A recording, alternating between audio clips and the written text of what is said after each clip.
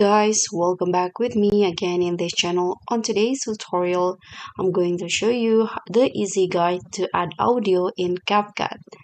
So if you want to have a more dynamic videos, you can add music or audio to your edits. Here, I've already opened my clips on Capcut PC, and then you can just add to this audio in here. And in here, there are a few options that you can select it. You can add music directly from CapCut. You can also add sound effects. You can check for copyrights. Here you can also extract audio from a video to add to this projects. You can use a TikTok sound if you are link your TikTok into your CapCut PC, or you can, if you have brand music, you can also add this here.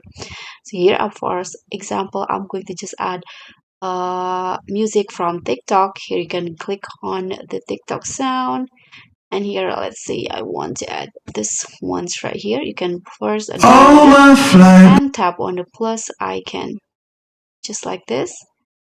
And you want, if you can trim it to how you like it, like this. For example, you want to trim the front and put it in to align with your clips.